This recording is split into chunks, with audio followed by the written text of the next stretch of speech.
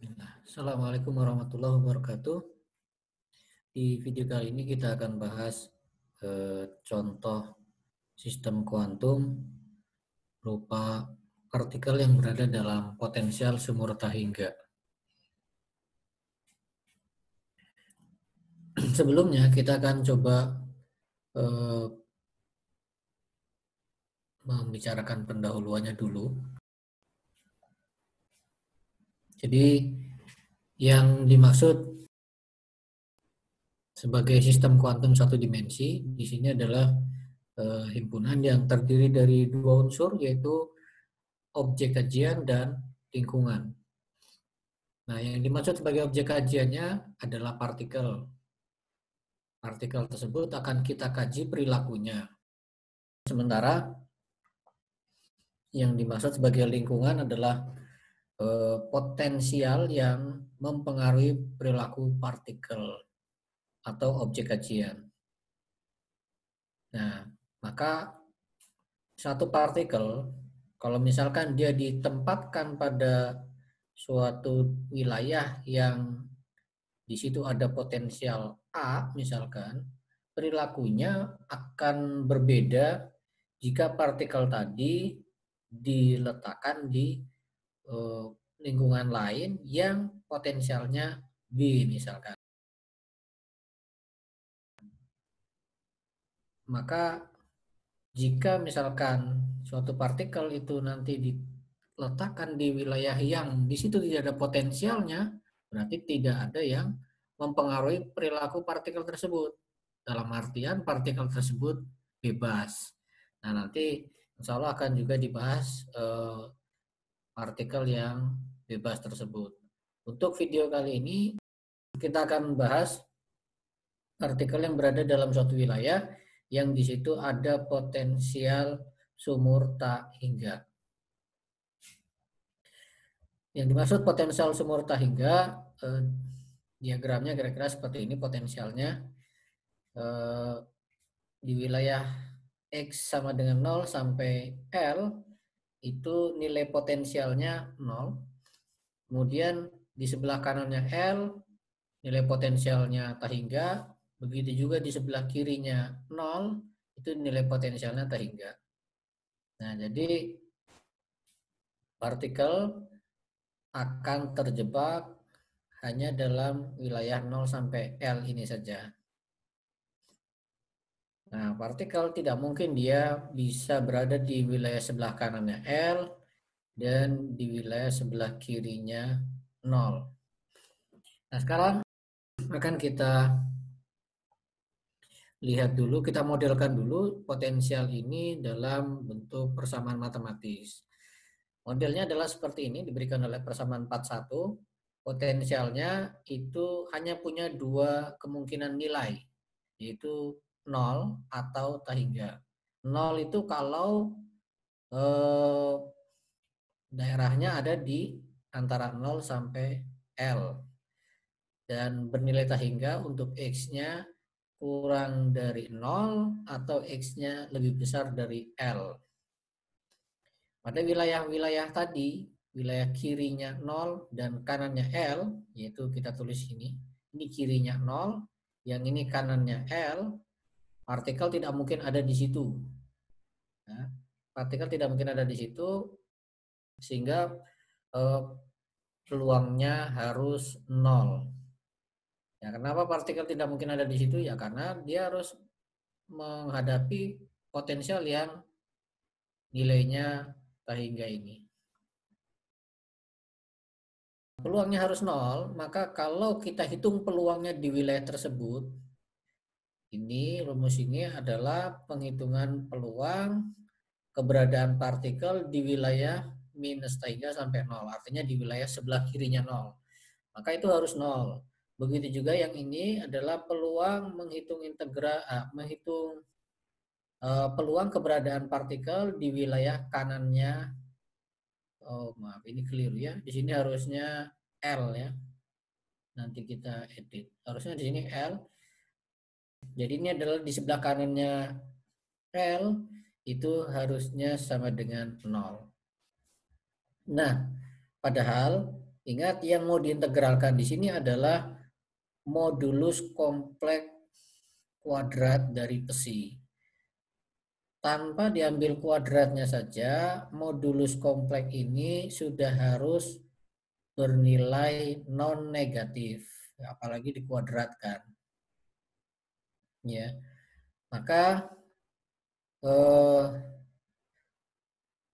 karena ini tidak pernah negatif integrannya, maka nilai integral ini paling kecil adalah 0 dan bisa lebih besar dari 0, tergantung bentuk dari modulus kuadrat besi ini.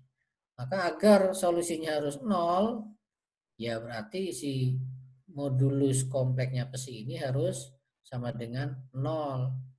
Nah, kalau modulus kompleksnya 0, tidak ada jalan lain kecuali si besinya itu harus 0. Maka dari syarat ini kita bisa menyimpulkan bahwa besi itu harus 0 di wilayah sebelah kirinya 0 dan di sebelah kanannya L. Sekali lagi ya, ini nanti akan kita edit, yang di sini harusnya adalah L. Nah, sekarang berarti di wilayah sebelah kirinya 0 sudah selesai, besinya adalah 0, lalu di sebelah kanan L, besinya juga sudah dapat, yaitu sama dengan 0. Sekarang akan kita cari bagaimana besi di wilayah 0 sampai L ini.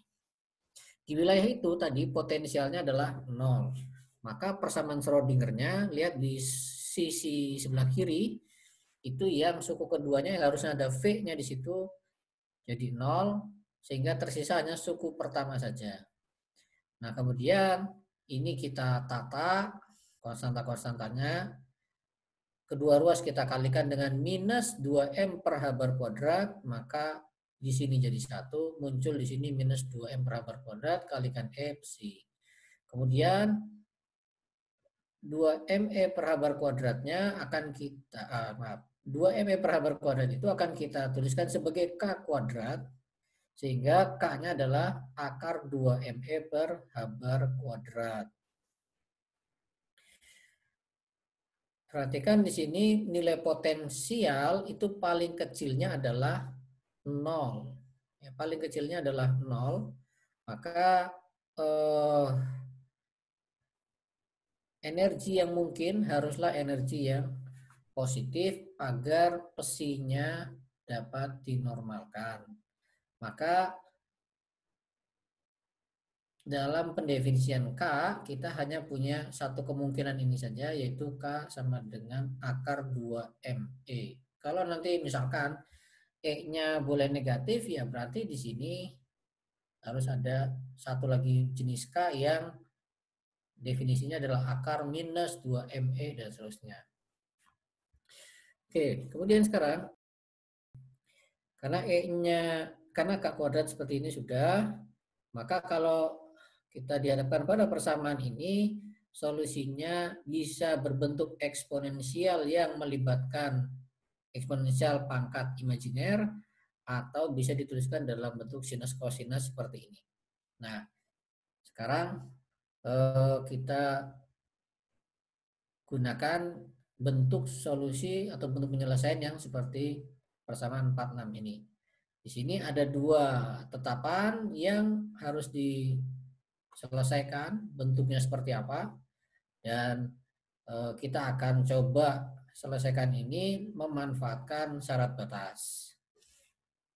Syarat batasnya, pertama kalau kita perhatikan di sini, keberadaan partikel di sebelah kirinya 0 haruslah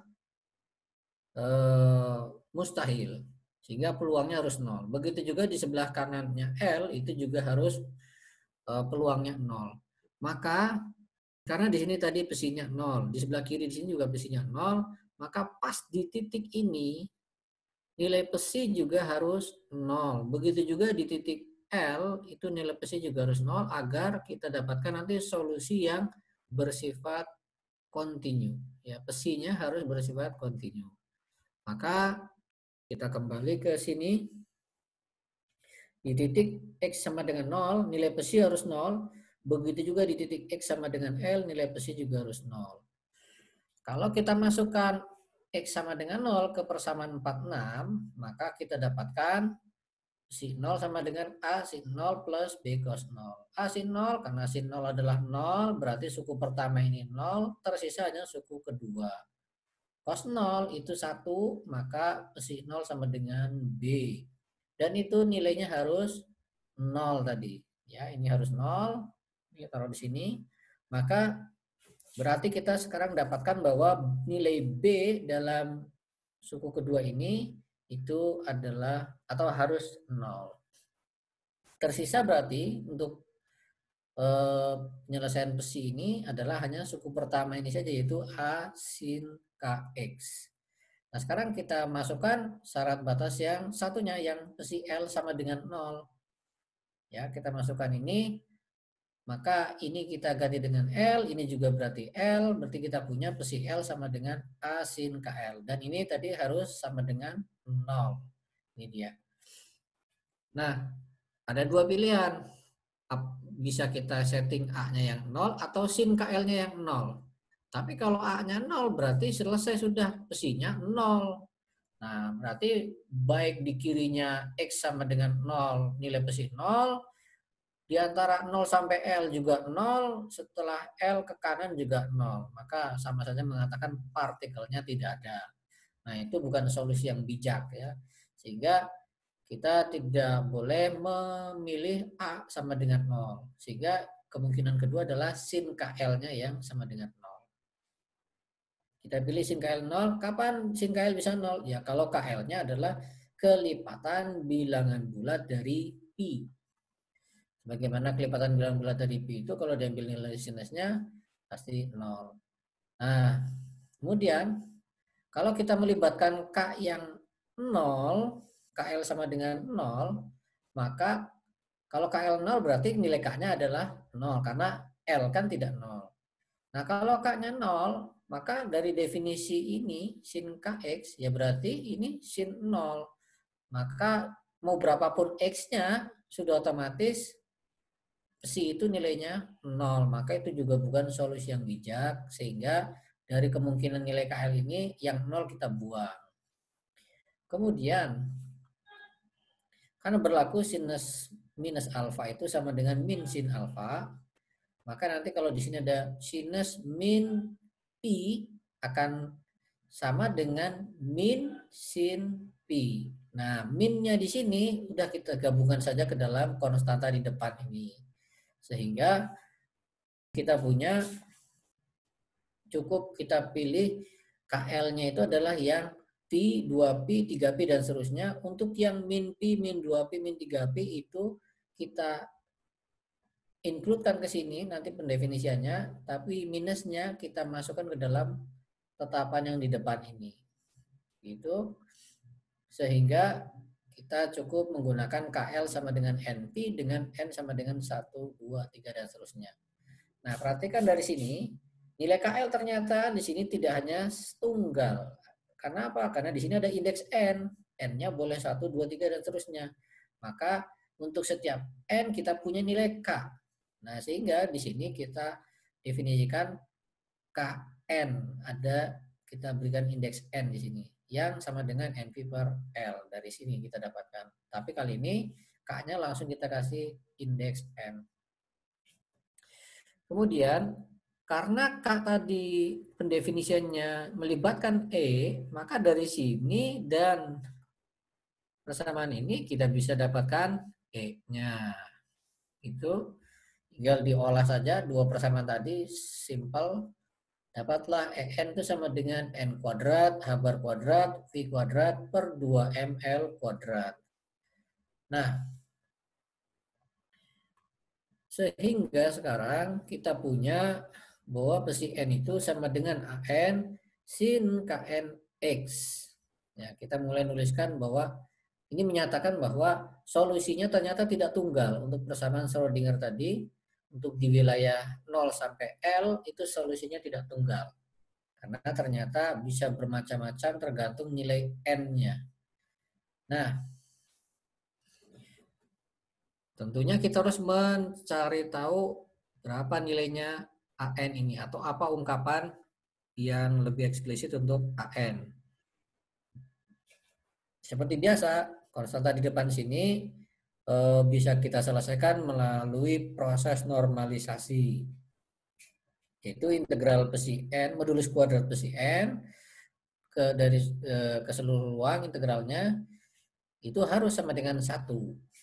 Maka tekniknya ya kita pecah menjadi 3 bagian. Pertama integral dari min hingga sampai 0, lalu 0 sampai L, lalu L sampai hingga. Nah, dari 3 bagian ini, suku pertama dan suku ketiga ini adalah yang paling gampang. Karena apa? Karena di wilayah ini nilai pesinya adalah 0. Ini pesinya 0, di sini juga pesinya 0. Maka tersisa kita hanya suku kedua ini saja, yaitu integral 0 sampai L psi n kuadrat dx, modulus kuadrat dx. Nah, kemudian psi n tadi karena adalah bentuknya seperti ini, maka kita bisa tuliskan menjadi modulus kuadrat kn dikalikan sin kuadrat kn x. Nah, ini kan adalah tetapan yang mau kita hitung. Dia tidak bergantung pada nilai x, kita taruh dia di luar integral di sini. Sehingga yang diintegralkan adalah sin kuadrat kn x.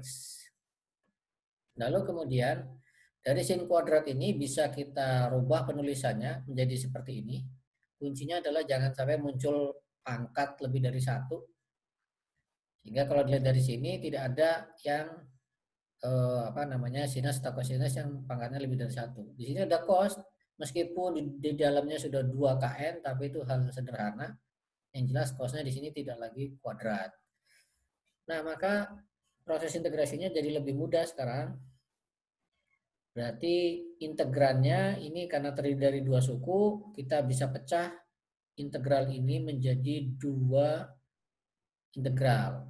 Ya, karena integrasi itu atau operator integral itu bersifat linear ya.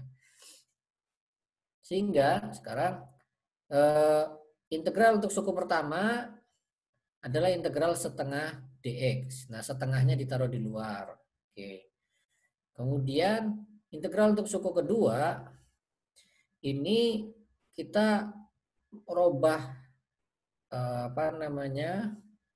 ukuran integrasinya dx ini kita robah menjadi d2kn(x).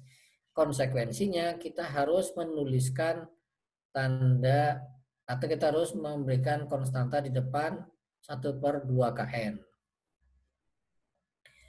Itu kemudian ini kayaknya ada yang keliru ya.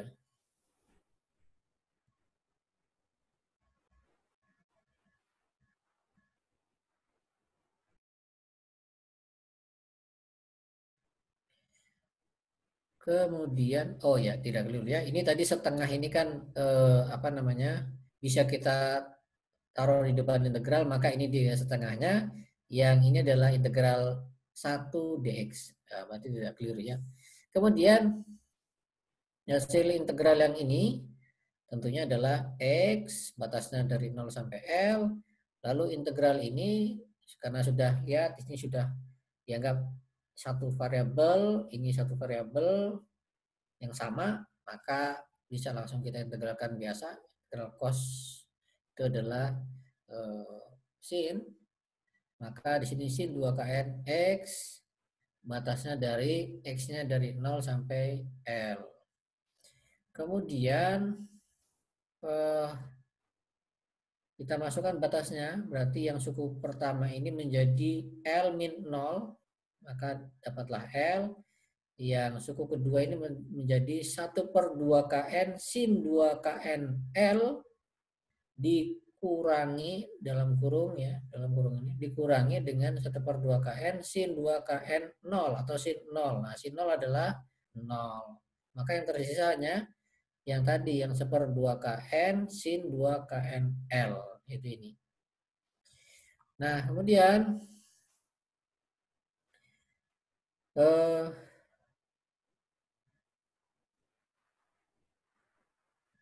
kita lakukan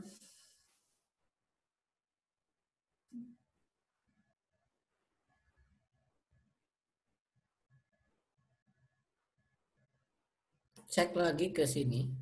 Kn tadi kan adalah NP per L.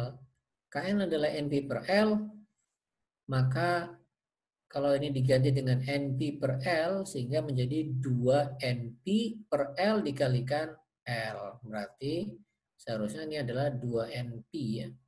Harusnya adalah 2 NP.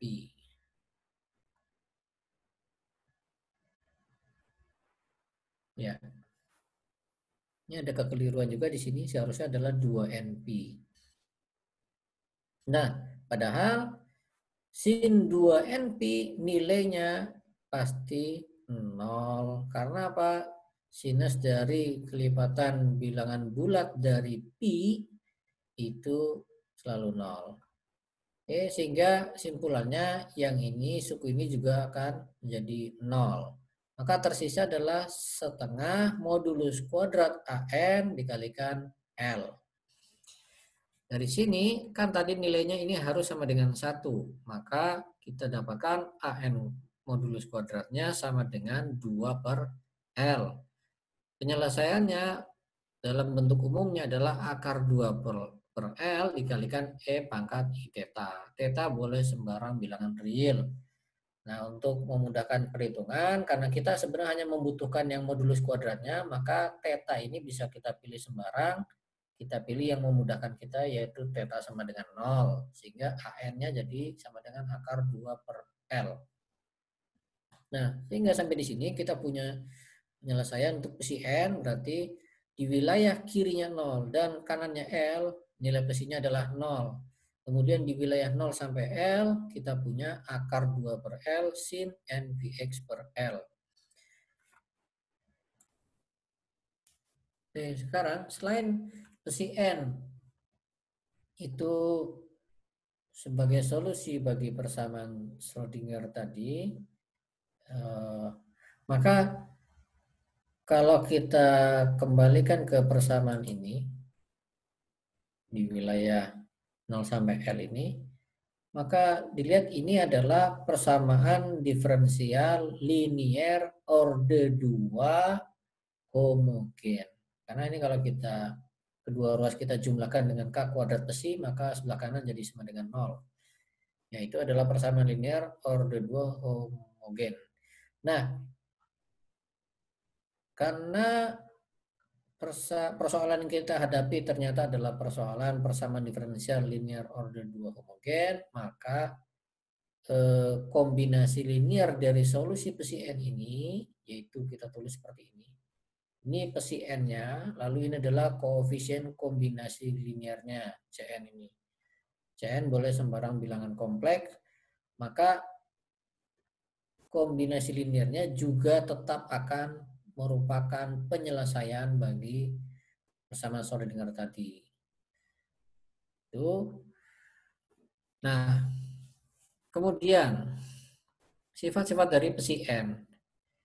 Karena psi N sudah berhasil kita normalkan, tadi ini adalah tetapan normalisasinya, sudah dapat, maka sekarang akan kita cek bagaimana sifat ortogonalitasan dari para psi N tadi. Cara mengeceknya adalah kita hitung integral psi M konjugat psi N dengan catatan M-nya tidak sama dengan N. Ya, kalau M sama dengan N tadi sudah jelas berhasil dapat nilainya 1. Nah, sekarang bagaimana kalau M tidak sama dengan N? Proses integrasinya, karena tadi di sini batasnya dari min hingga sampai ta hingga, maka sekarang sama seperti tadi kita pecah menjadi 3 bagian, min hingga sampai 0, 0 sampai L, L sampai ta hingga. Seperti biasa, di wilayah min hingga sampai 0, pesinya kedua-duanya ini baik pesi M maupun pesi N haruslah 0.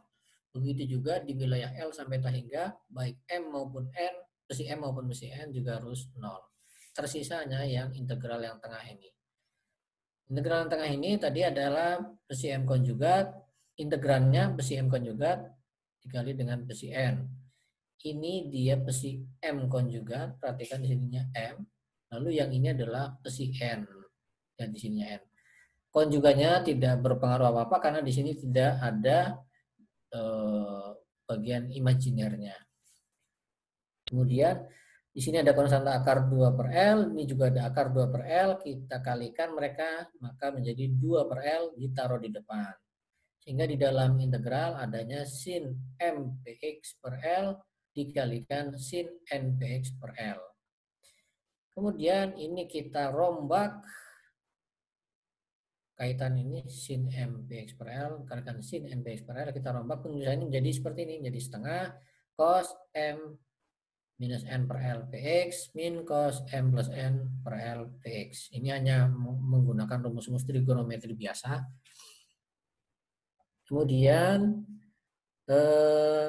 di depan tanda kurung ini ada setengah, maka setengahnya bisa kita taruh di depan di luar integral sehingga bisa dikalikan dengan angka 2 di sini sehingga tersisa jadi 1 per L saja.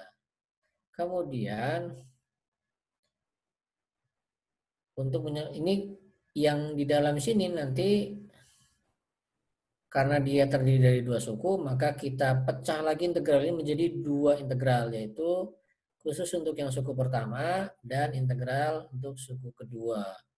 Kemudian untuk yang suku pertama itu cara mengintegralkannya agar lebih mudah melihatnya, maka lihat di sini bukan cos x tapi cos m min n per L pi kalikan x.